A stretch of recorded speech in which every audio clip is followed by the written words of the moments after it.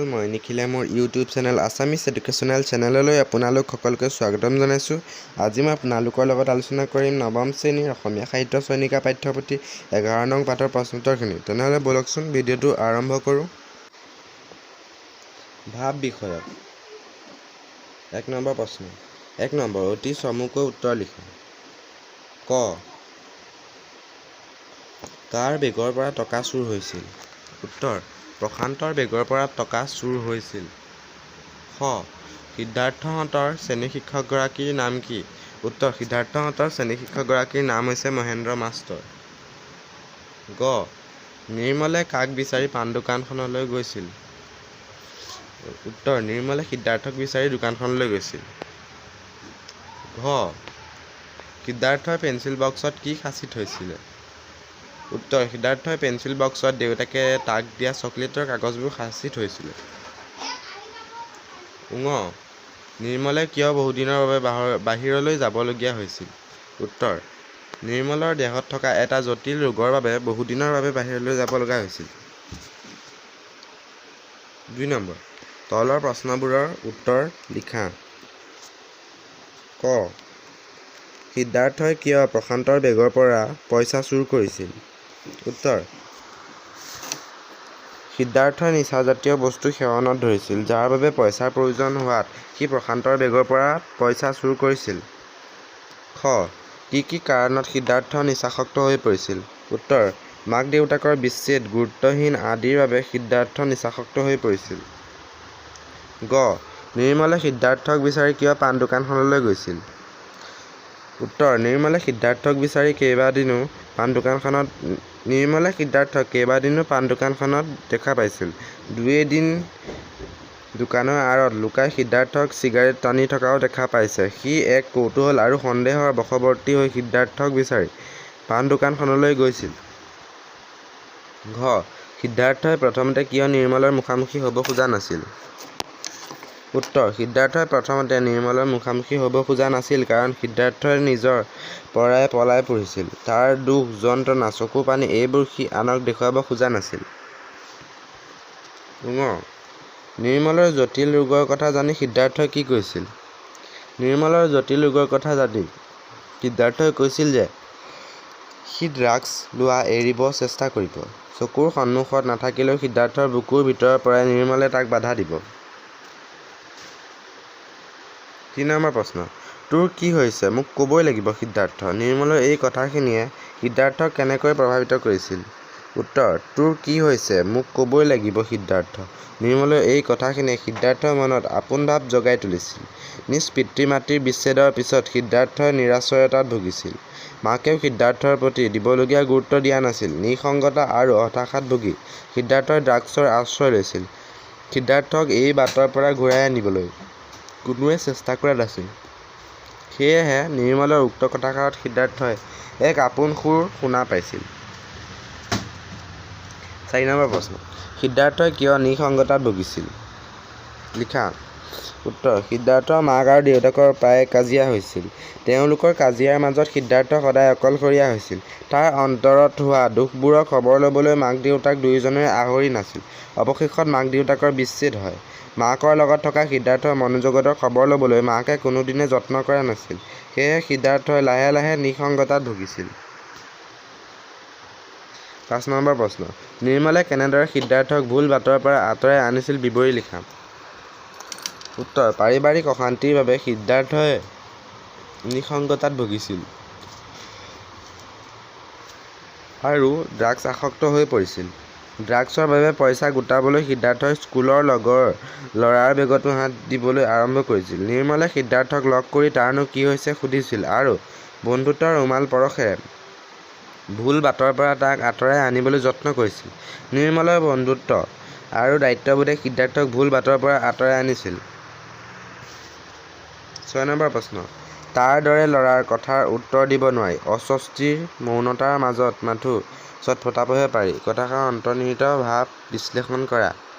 উত্তৰ, সিদ্ধাৰ্থৰ স্বভাৱ চৰিত্ৰ সলনি হোৱা দেখি বন্ধু নিৰ্মলে সিদ্ধাৰ্থক লগ কৰি তাৰনো কি হৈছে সুধিলে। কিন্তু সিদ্ধাৰ্থই নিৰ্মলক একো উত্তৰ নিদিয়াকৈ গুচি গ'ল। সিদ্ধাৰ্থই মহেন্দ্ৰ মাষ্টৰৰ কৰ্কশ কঠোৰ বাক্যবাণৰ উত্তৰ দিবলৈ সংকোচ নকৰে। কিন্তু নিৰ্মলৰ নিচিনা সহজ সৰল সৎ নিৰ্ভীক ল'ৰাজনৰ প্ৰশ্নৰ উত্তৰ দিব পৰা নাই। কাৰণ নিৰ্মল এটা সৎ সাহসী নিৰ্ভাজ মনৰ ল'ৰা। সি সিদ্ধাৰ্থক ভুল বাটৰ পৰা আঁতৰাই আনিবলৈহে যে সিদ্ধাৰ্থক প্ৰশ্ন কৰিছিল সেয়া সিদ্ধাৰ্থই বুজি পাইছিল। সেয়ে সিদ্ধাৰ্থই ভাবিছিল যে নিৰ্মলৰ দৰে ল'ৰাৰ কথাৰ উত্তৰ দিব নোৱাৰি। অস্বস্তিকৰ মৌনতাৰ মাজত কেৱল ছটফটাইহে ৰ'ব পাৰি। ৭ নম্বৰ প্ৰশ্ন। হাঁহিব নোৱাৰি, খেলিব নোৱাৰি, শুব নোৱাৰি। ইমানেই তীব্ৰ সেই শূন্যতাৰ ভাৰ, দুখৰ দাহন। কথাষাৰ কাৰ বিষয়ে আৰু কিয় কোৱা হৈছে বুজাই লিখা। উত্তৰ: কথাষাৰ সিদ্ধাৰ্থৰ বিষয়ে কোৱা হৈছে। সিদ্ধাৰ্থৰ মাক দেউতাকৰ মাজত প্ৰায়ে কাজিয়া হৈছিল। তেওঁলোক নিজৰ মাজত এনেদৰে সোমাই পৰিছিল যে সিদ্ধাৰ্থৰ মনত পৰা বিৰূপ প্ৰক্ৰিয়াৰ বিষয়ে সমূলি মন দিয়া নাছিল। এদিন মাক দেউতাকৰ মাজত বিচ্ছেদ হৈছিল। সিদ্ধাৰ্থক কোনোৱে ইয়াৰ কাৰণ জনোৱা নাছিল আৰু সিদ্ধাৰ্থইও নিজে কাকো একো সোধা নাছিল। মাক বাপেকৰ কি হৈছে সেই অমীমাংসিত প্ৰশ্ন যি আছিল তাৰ চকুপানীবোৰতকৈও গধুৰ। সিদ্ধাৰ্থ নিঃসংগতাত আৰু হতাশাত ভুগিছিল। চাৰিওফালে শূন্যতা দেখিছিল, য'ত হাঁহিব নোৱাৰি, খেলিব নোৱাৰি, শুব নোৱাৰি, মাথো দুখৰ দাহন। ৮ নম্বৰ প্ৰশ্ন। সিদ্ধাৰ্থই কিহৰ তাড়নাত মাকৰ খাৰুযোৰ চুৰ কৰিছিল আৰু পাছত তাৰ কিয় অন্তৰ্দ্বন্দ্ব হৈছিল বুজাই লিখা। উত্তৰ: সিদ্ধাৰ্থ ড্ৰাগছ আসক্ত হৈছিল। ড্ৰাগছ কিনিবলৈ পইচাৰ প্ৰয়োজন হোৱাত সি মাকৰ খাৰুযোৰ চুৰি কৰিছিল। সিদ্ধাৰ্থই যেতিয়া মাকৰ খাৰুযোৰ পাণ দোকানীজনৰ হাতত তুলি দিছিল, সেই সময়ত পুলিচে সিহঁতৰ ঘৰৰ কাম কৰা ছোৱালীজনীক বান্ধি নি লকআপত ভৰাইছিল। সেইবাবে তাৰ অন্তৰ্দ্বন্দ্ব হৈছিল। ৯ নম্বৰ প্ৰশ্ন। আচলতে মন গ'লেই সুখী হ'ব পাৰি জান? নিৰ্মলে কি প্ৰসংগত সিদ্ধাৰ্থক এনেদৰে কৈছিল বুজাই লিখা। উত্তৰ: সিদ্ধাৰ্থই ড্ৰাগছৰ প্ৰতি কেনেদৰে আসক্ত হৈ পৰিছিল সেই সকলোবোৰ কথা নিৰ্মলক ক'লে আৰু নিৰ্মলে সিদ্ধাৰ্থক কেতিয়াও প্ৰবঞ্চনা নকৰে। এই নদী, পাহাৰ, আকাশ, তৰা, জোন আদিবোৰ মন গ'লেই ভাল পাব পাৰি, আপোন কৰি ল'ব পাৰি। এইবোৰ ভালপোৱা শূন্য নহয়, আচলতে মন গ'লেই সুখী হ'ব পাৰি। ১০ নম্বৰ প্ৰশ্ন। ব্যাখ্যা কৰা।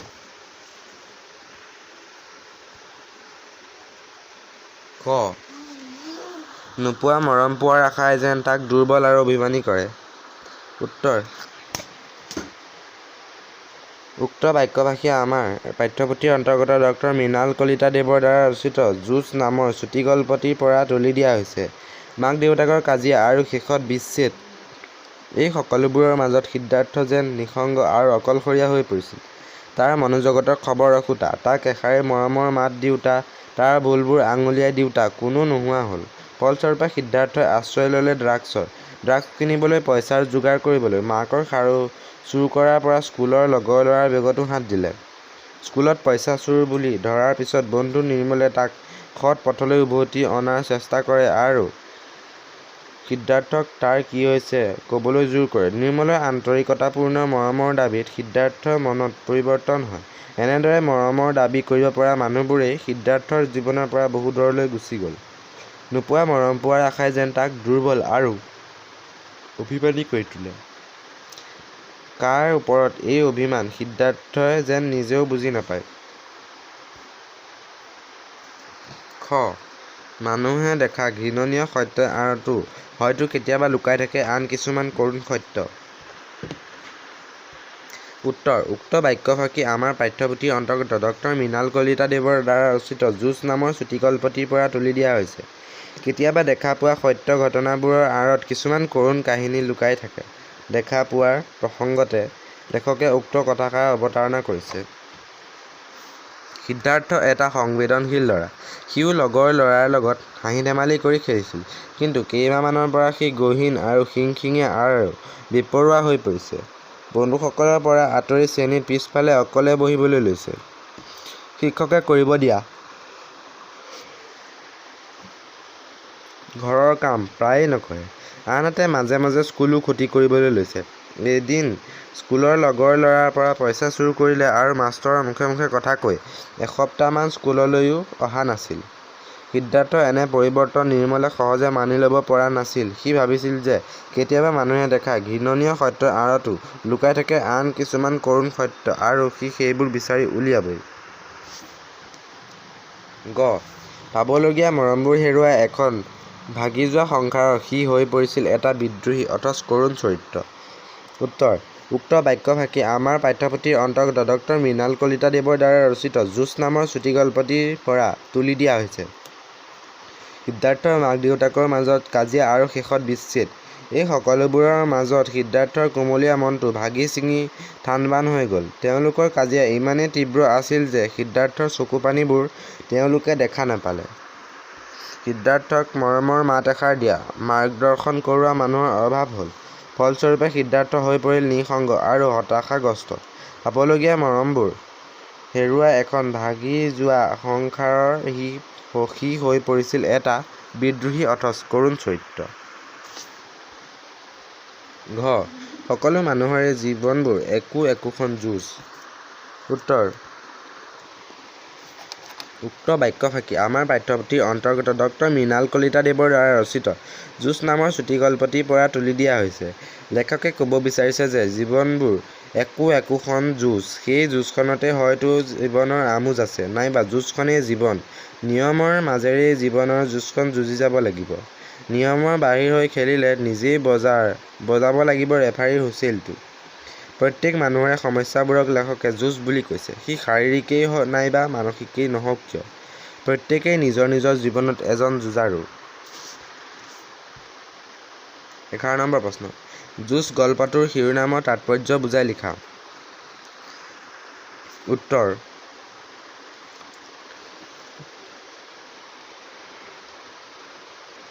ড মৃণাল কলিতাদেৱৰ যুঁজ হৈছে এটা চুটিগল্প। গল্পটোত লেখকে দুজন কিশোৰৰ মনোজগতৰ কথা সুন্দৰভাৱে বৰ্ণনা দিছে। তেওঁ গল্পটোত সিদ্ধাৰ্থ নামৰ ল'ৰাজনে নিঃসংগতাত ভুগি কেনেদৰে ড্ৰাগছ আসক্ত হৈ পৰিছে আৰু নিৰ্মল নামৰ ল'ৰাজনে দুৰাৰোগ্য ৰোগত ভুগিছে সেয়া উল্লেখ কৰিছে। নিৰ্মলে কেনেদৰে সিদ্ধাৰ্থক ড্ৰাগছৰ কবলৰ পৰা ৰক্ষা কৰিবলৈ আগবাঢ়ি আহিছে তাৰ এক সুন্দৰ বৰ্ণনা দাঙি ধৰিছে। দুয়োজনৰে এই প্ৰচেষ্টাক লেখকে যুঁজ বুলি কৈছে। সিদ্ধাৰ্থৰ যুঁজ মনৰ লগত আনহাতে নিৰ্মলৰ যুঁজ শৰীৰৰ লগত। এই যুঁজখন প্ৰত্যেক মানুহেই যুঁজিব লাগিব, হৰা-জিকা পিছৰ কথা, কিন্তু যুঁজ কৰি যাবই লাগিব। সহজ সৰল কথনভংগীৰে গল্পকাৰে সকলোলৈকে উক্ত বাৰ্তাটো আগবঢ়াই দিছে।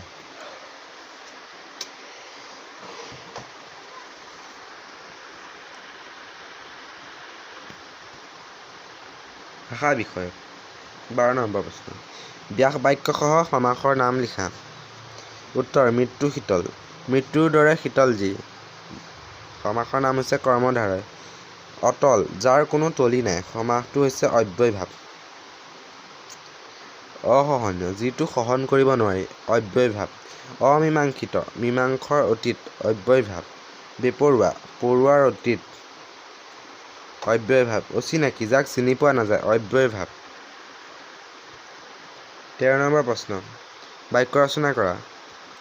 উজাগৰ, সি ৰাতি ৰাতি উজাগৰে থাকিয়েই পঢ়া-শুনা কৰিছিল। অবাধ্য, নয়ন একেবাৰে অবাধ্য ল'ৰা। অৱলম্বন, কৰোনা মহামাৰীৰ পৰা নিজকে তথা নিজৰ ঘৰখনক বচাই ৰাখিবলৈ আমি উপযুক্ত সাৱধানতা অৱলম্বন কৰা উচিত। খেৰকুটা, বিপদত পৰিলে মানুহে খেৰকুটাডালকে বাচিবলৈ খামুচি ধৰে। 14 নম্বৰ প্ৰশ্ন।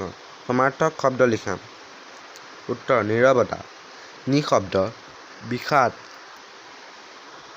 শোক, প্ৰস্তৰ শিলৰ, একাকিত্ব, অকলশৰীয়া, আন্ধাৰ, তিমিৰ। বন্ধুসকল, আজিলৈ ইমানেই। যদিহে ভিডিঅ'টো চাই ভাল লাগে তেনেহ'লে ভিডিঅ'টো লাইক কৰিব আৰু শ্বেয়াৰ কৰিব। লগতে ভিডিঅ'টো চাই কেনেকুৱা পালে কমেণ্ট কৰি জনাবলৈ নাপাহৰিব। আৰু যদি মোৰ চেনেলটোলৈ নতুনকৈ আহিছে তেনেহ'লে মোৰ চেনেলটো ছাবস্ক্ৰাইব কৰি কাষতে থকা বেল আইকনটো প্ৰেছ কৰি দিব, যাতে নতুনকৈ অহা ভিডিঅ'সমূহৰ ন'টিফিকেশ্যনসমূহ সকলোতকৈ আগতে পাই থাকে। ধন্যবাদ।